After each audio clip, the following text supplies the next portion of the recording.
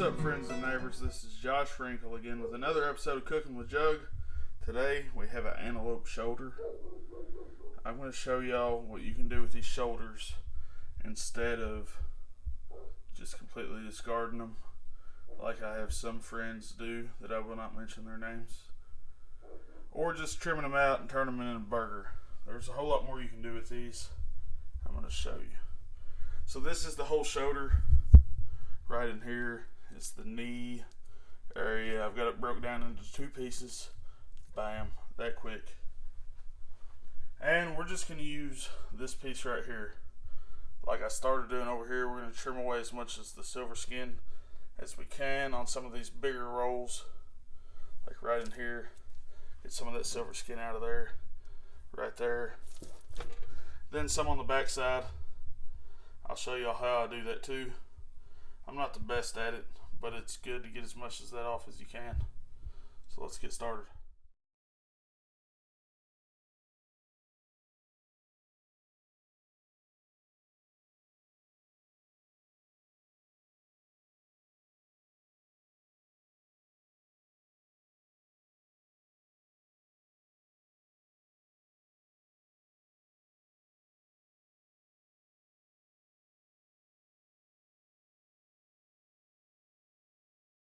Now that we mostly have the silver skin trimmed off of the blade roast, we're going to come over here and go ahead and season it.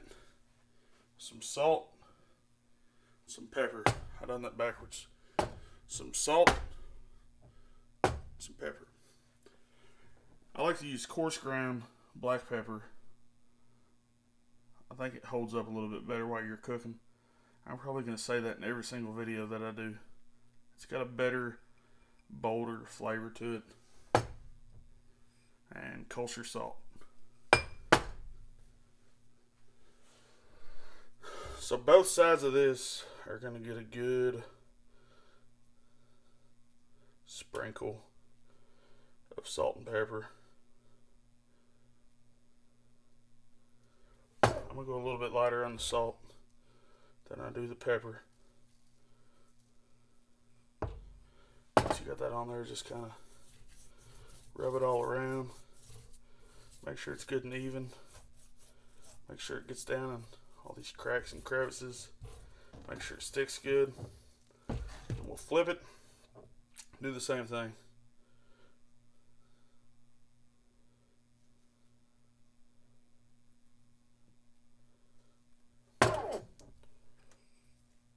Ooh.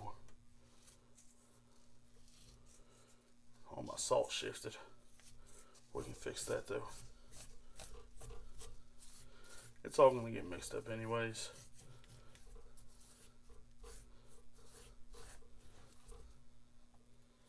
Get a little hair off there.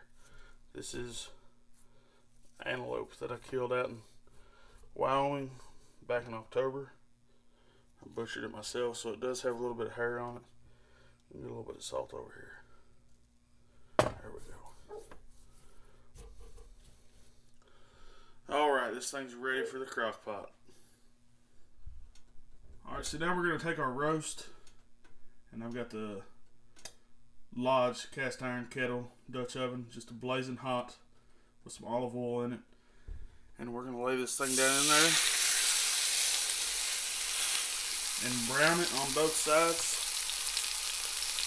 I've had this meat sitting out in the kitchen for about 45 minutes. That way it's good and room temperature. It's not cold. It's going to help it cook better. It's whenever you take something from being cold to extremely hot, it's also going to put out a lot of moisture, and you're going to end up boiling your meat more than searing it. So you definitely don't want to throw cold meat in a hot skillet. Room temperature meat, if you have time, and get your meat as dry as possible before you throw it in there, because you don't want it just cooking in its own water moisture. You're going to get more of a boil than a sear, like I was saying.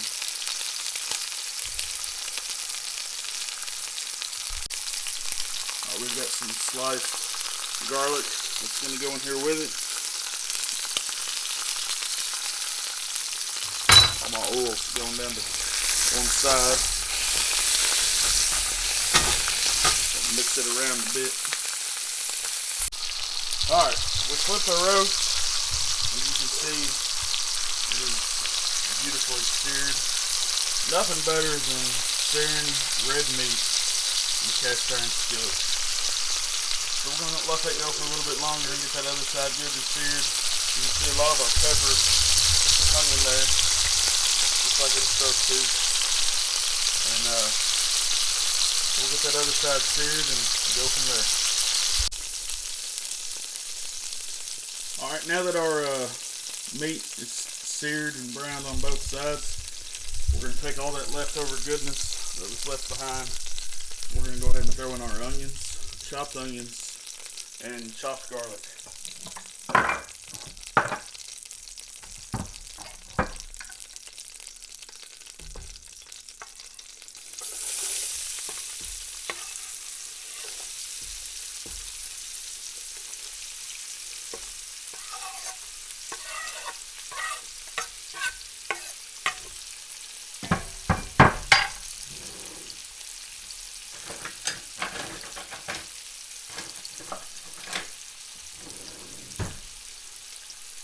We're going to let these onions sear real good, probably 5 to 6 minutes, or until they become good and translucent and the garlic becomes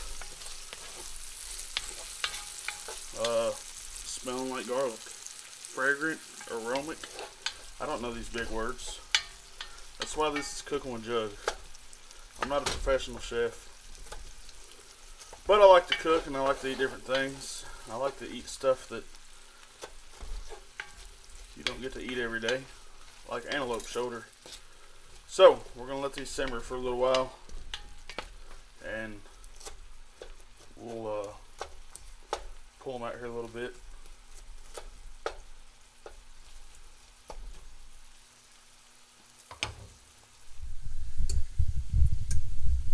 Alright, so over here we've got some thyme, black pepper, and salt, and a bay leaf.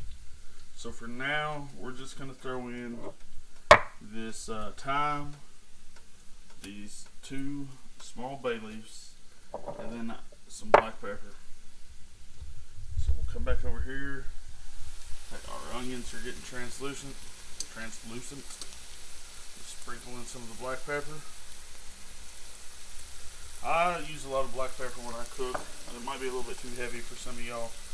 But then we're going to throw in our thyme and our bay leaf, and that was about a quarter of a small rocks glass of thyme. I got these rocks glasses here because that's about all I ever used to measure with. Makes more sense to me. So if you got a shot glass or something, that'll work. Alright, mix the thyme in and the bay leaves and the black pepper with our onions, and then let that go for probably another 2 or 3 minutes. We don't want to let it go too long because our onions are just about the way we want them. And then we're going to come back over here, and I have some stock that I made myself. I know it looks like Old Smoky moonshine. We've got Old Smoky blackberry, we've got Old Smoky pina colada, and Old Smoky blackberry again. But it's not. It's some homemade stock that I made from the ham bones out of this antelope. It was my first time making homemade stock, and I don't know. It tasted good when I canned it, so I think it'll be alright for the roast that we're doing. We're going to pour all 3 of these into our mix over here, and it's going to be in our stock portion of the antelope shoulder roast. We've got the roast back in the kettle. We haven't done anything else to it other than set it back down there with the onions just to simmering away. So we're going to go ahead now and get the stock poured in. I have 3/5 of stock. It would be quarts, but these used Old Smoky jars. Make great jars for canning. So whenever you go to Old Smoky and buy some Old Smoky moonshine, don't throw it away. The jars, that is. So we're going to pour this on, in, and around.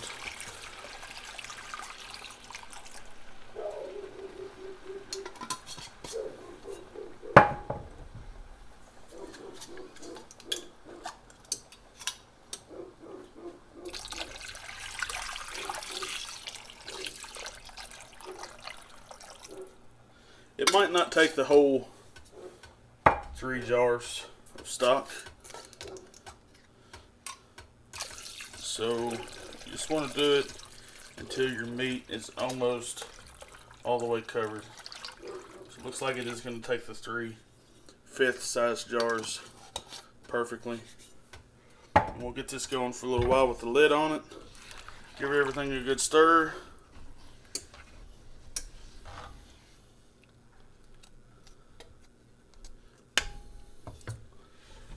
Put the lid on, and then we're going to put this in our oven at 350.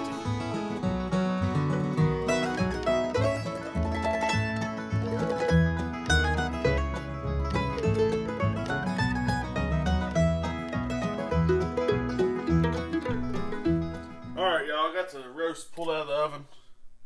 It's looking great. That stock looks amazing. Roll it around a little bit, check it out. It's not quite fork tender yet, but the longer it cooks, that stuff is going to fall to pieces, fall right off the bone. But for now, we're going to go ahead and add our taters and our carrots. And we've got a lot of them. We got a lot of youngins to feed. So, we'll go ahead and throw them in there as slowly as we can, so that we're not splashing too much.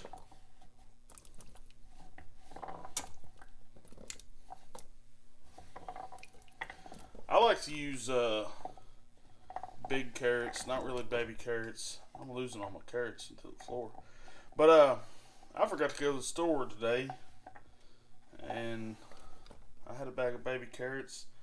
I also usually use the petite gold potatoes and just leave them whole. But like I said, I forgot to go to the store, so we're just using what we have. And there's our taters and carrots. We're going to get them mixed down in there real good, make sure everything's covered.